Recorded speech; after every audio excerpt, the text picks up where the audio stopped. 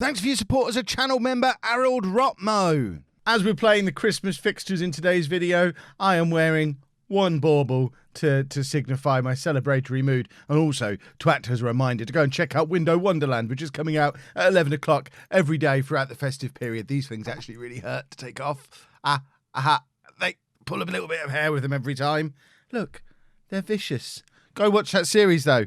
I put myself through that pain every day. And, of course, thank you for the continued 2,000 likes an episode we're getting on this series. It is insane. Thank you very much. Thanks for the support. Keep it coming.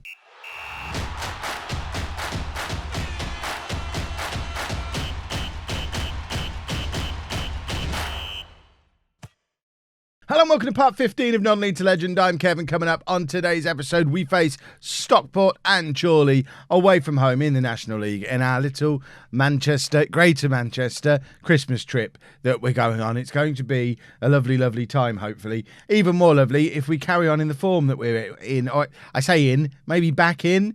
We had a little spell there where we were finding life a little more challenging. Three games in a row where we failed to win. But we have got back to winning ways with the replay against Enfield and then beating Sutton in the league as well. So this is what the league table looks like. We are 6 points clear after 25 games, but more important than that, 15 points clear of Ebbsfleet, who are down in 8th place. We are looking very good for, at the minimum, a playoff finish this season, which if you'd have offered us playoffs at the start of the year, we would have absolutely bitten your arm off. So very, very happy with that. I am starting to wonder at what point there's going to be a club sniffing around looking for me. I'm not looking to leave. I've not been applying for any jobs. I do occasionally have a little look just to see what's there, just to get a little idea. I know the Posh job has been available twice. That's a job I would absolutely love to get in on League to Legend. It's never happened in, what is this, year 5 of this series now? Never managed to end up at my own favourite club, but that would be glorious if that was able to come off. But there's nothing that's obviously going to lead to a job offer there at the moment. But I do feel that the longer this kind of form goes on, the more likely it is that someone's going to come a sniffing. I'm not going to be applying for anything for as long as we're in good form here. I'm not looking to leave, but obviously, if a better offer comes in, then I'll move on if I have to.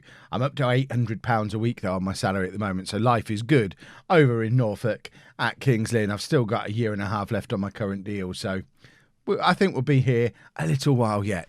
Let's hope so, because in real life, we're like 6 days away from me actually going to a Kings Lynn match. It would be super awkward if I'd already moved on by the time I got there. So let's hope I stick around for a little while. This is the team we're playing for the Stockport game, though. As you can see, we have a little bit of a striker problem at the club. Striker problem number 1 is that Falami, and there's still people in the chat every day trying to tell me it's pronounced Falami. I've had it confirmed. It's definitely Falami. He's out for the next month or so, which is a problem because he's been our best striker this season. 8 goals, 3 assists, averaging over a 7. He's been lovely. Adam Marriott, on the other hand, I think is done. I've given him, okay, he's 5 goals from 4 starts, but it really doesn't tell the whole story. If we look at his form, and I know this is largely from the bench, but he's had 15 appearances from the bench this season, and he's just not turning up. 6.5s and 6.6s the whole way through.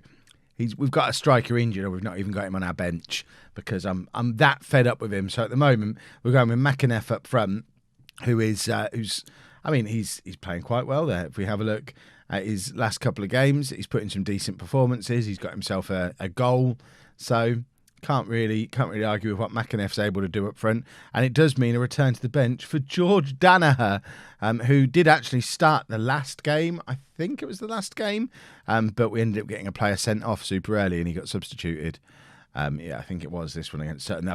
I'm recording this Monday morning and I played this match on like Thursday or Friday afternoon. But yeah, Danaher started, stayed on the pitch for 3 minutes, got taken off when Fleming was sent off. So that's the only chance Danaher had, and now he's dropped back down to the bench again, and McAneff's back in the side. So we've got Watkins in goal, a back 3 of Smith, Odomeo and Bernard, Kenyon and Clark as our wing-backs, because obviously Fleming suspended after getting sent off in that last match. Parsons and Davis in midfield, Carter behind Kelman and McAneff up front. We're resting Alfie Payne. He actually, I forget whether it was a 1 week or a 2 week rest Alfie Payne has had. He's been playing a lot of football. In fact, it's like a week's rest, I guess, because it looks like he played against Sutton. He's got 3 days of his rest left. But yeah, he was tired. You got to remember, Alfie Payne, very young, still only 21 years old. It's only his second season of actually playing regular football. We've recently made him our captain, so we've piled extra pressure onto him, which he seems to be enjoying. But he just needed a little bit of a break, so he's likely to miss both of these matches. We've given Alfie Christmas off, which seems incredibly generous of me. But let's get into the game. Let's see how we get on without Payne, without we've got Kelman, without Falemi, without Marriott, of course, who not even on the bench in a situation like this. That's our top scorer from last year. There's no room for sentimentality in Non-League to Legend this year. I'm going to be ruthless, and if someone's not performing, they're going to know about it. Right, recent form standings have them 20th, we're second. Let's show them why. That seems like an excellent idea. And while we're getting things off, I'm just going to have a little sip of my coffee from my Count Duckula cup, which I got in an Easter egg when I was about 5. This, I don't think it's ever been in a video before. This is my oldest possession. And because I now drink espressos, because I've become super cool, they fit in this tiny cup that I've had since I was a very small boy. So I've balanced out the pretentiousness of drinking fancy grown-up coffee with the awesomeness of drinking it out of a cup I got when I was a small child, probably in the 80s. Has it got a year on the bottom of the cup? This is back before they printed stuff on the bottom of cups.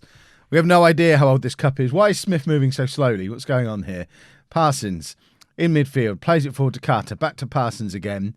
Are we planning on scoring a goal here? This seems like very, very slow build-up play. It's like the sort of weird highlight you get when there's a substitution going through, but I haven't made a substitution, and it did lead to a goal. So that's exactly what it was. It was just slow build-up for a goal. Archie Davis, 4th goal of the season for him. I think, and don't quote me on this because I can't be absolutely certain, but I think that might be the first goal he scored from midfield for us, because we all know how, I don't want to say overpowered because I don't want Sports Interactive to fix it, but we all know how effective wing-backs are in a 5 at the back system on FM20, and you've seen from how many goals we've had from the likes of Kenyon and Fleming and Davis and Clark and Jones last season. Wing-backs are good in FM20. If you're not using wing-backs, I don't think you're playing the game right. But I don't know that he's scored a goal from central midfield yet. Obviously drifting out there, playing like a wing-back, even though he's playing in central midfield today. Stockport trying to get themselves back into the game. They're down just outside the relegation zone, so this is it is a game I would expect to be quite in control of all the way through, but Stockport seem to be coming back, looking for an immediate response. It's bounced back off of the crossbar, and Bernard clears, but only as far as the Stockport player advancing on that left-hand side. We are struggling to get the ball clear here, but it looks like we have survived until the end of the highlight. Deshaun Bernard, of course, enjoying being back in Manchester. Real-life Manchester United player. Played in the Europa League for them last week. Scored a goal. An own goal. Scored a goal! So, you know, that's how good Bernard is, that he's presumably going to spend Christmas, or have just spent Christmas, up here with Mum and Dad. And now we're hanging out around the Bernard's house while we're all staying up here for a few days. Do non-league teams do that? In a situation like this, where we've got Stockport and Chorley in 2 away games 3 days apart, do non-league clubs go and spend 3 days up in that area? Or are we really driving all the way to Stockport, then driving all the way home for a day, and then all the way back up to Chorley again? I mean, I guess we probably are doing that because we're only a part-time club. So I imagine a lot of these lads have got to go to work on that day in between the two. I know it's Boxing Day. They're probably not working Boxing Day, unless they're working retail, but they're probably not working retail because you tend to have to work on a Saturday afternoon, which would clash with the football a little bit. We've just given away a penalty, haven't we? It's because I was too focused on sorting out their Christmas work and living schedules and not fully focused on the match. Watkins hopefully going to do something wonderful here from the penalty spot. He doesn't. It's an equaliser for Stockport, 55 minutes gone. They've got a player who's on 11 goals for the season now, which is not too shabby for a team that is knocking about sort of in and around the relegation zone. That's someone who it might be worth having a little bit of a look at. So if they've got a player who can have 11 goals by Christmas, from midfield in a team that might be relegated, he's probably a half-decent player. We have had our sneak peek at our youth intake for the March, whenever it is this season, and it's been suggested the only good players we've got coming through are wingers. So we might have to start playing with wingers at some point. So looking at other wingers might not be the worst thing in the world. We're bringing Danaher on, and he's going to come on for Carter, who's not played very well at all. To be fair, neither is McAneff, but he's playing out of position. But we have got Aaron Sibia down on the bench, so I think I'm going to make a double substitution. Aaron Sibia and Danaher. It's like being in the National League North again. Let's celebrate by having 10 minutes of passion, and Danaher needs to repay the faith I'm showing in him by having him as the option to sit on the bench rather than Marriott, despite how consistently Marriott outscored him last year. The only other fit players we've got at the club are centre-backs, so I don't think we need to make another change. We probably need to... I know I've enjoyed the fact we've got a little bit more strength in depth this year, but as soon as we started to accumulate a few injuries and suspensions, you pretty quickly fall back to the bare bones again, and we're pretty much at that point. There are a few players who I'd quite like to move on as we approach January. I know we're not in transfer windows ourselves in the National League, but other clubs who might want to buy our players are. But we've got the other goalkeeper whose name... Flat, was that his name? I know it begins with F. I think it was Flat. I never really played him. If anyone wants him, I think he's on like £500 a week. Same with Marriott. If there's someone from the division below who wants to just take over Adam Marriott's contract, he'll probably get 20 goals for you by the end of the season. Let me know if you want him. I'll send him your way. But it would be nice to just clear the wage budget issues that we've got. Maybe create a little bit of space to bring in one or two players just to help push us over the finish line this season. Because if we're starting to get down to bare bones already and it's only Christmas, then we only need one or two more injuries and we are going to have a little bit of a problem that is going to probably reverse this lovely situation we've got ourselves into. Kenyon playing it forward, looking for I don't even know who that was to chase. Probably the other striker whose name escapes me. He's been here nearly a year. It's not Kenyon. It's the other guy. The guy who's on loan from... I can't even remember where he's on loan from. Kelman. Southend? Is that where he's from? Yeah. See? I know all about him. That was a poor result, and I need to tell them as such. I'll do it calmly. If they mess up again in the next one, firstly, we'll never come on holiday to Manchester again. And secondly, I'll be aggressive. But we are still 6 points clear at the top of the league. Let's not be too harsh. It is Boxing Day. These boys are still going to be digesting their turkey and Baileys. Hopefully not together.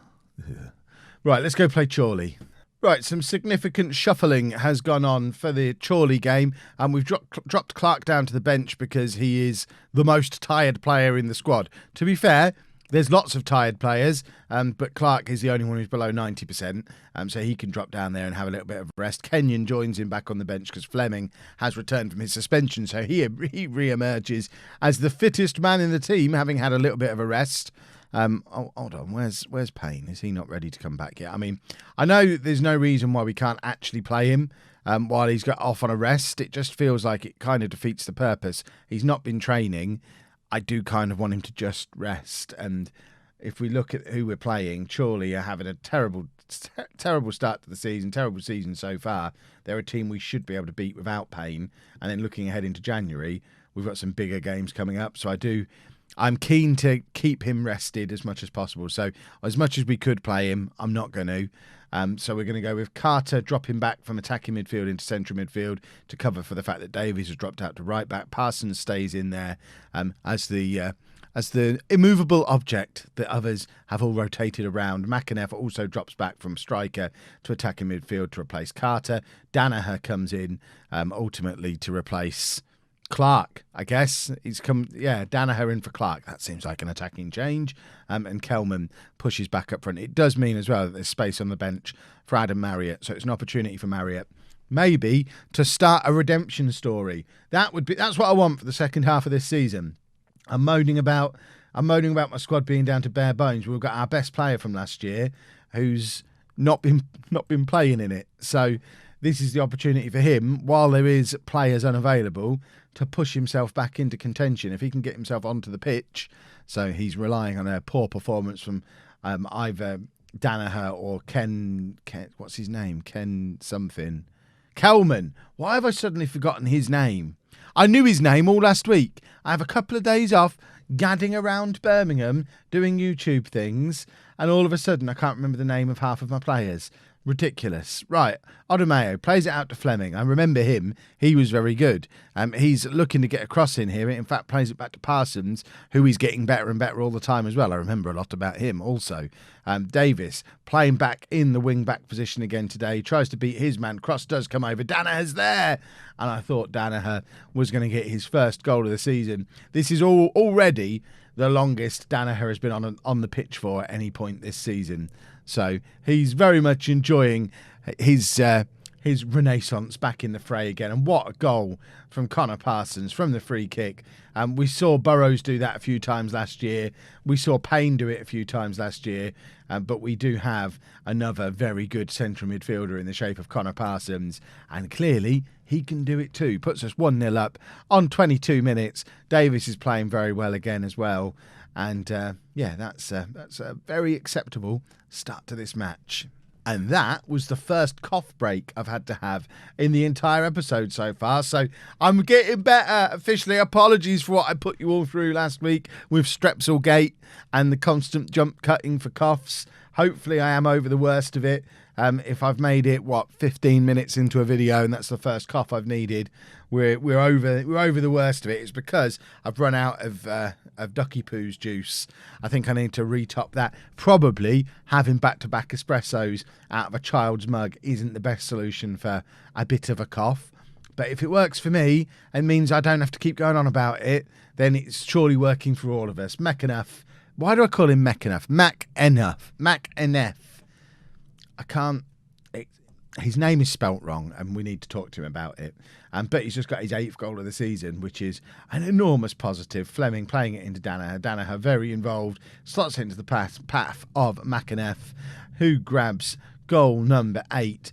Clearly didn't like having to play up front. We've dropped him back into that shadow striker role again, and he's right back where he was before, playing well. Right, Kelman is complacent.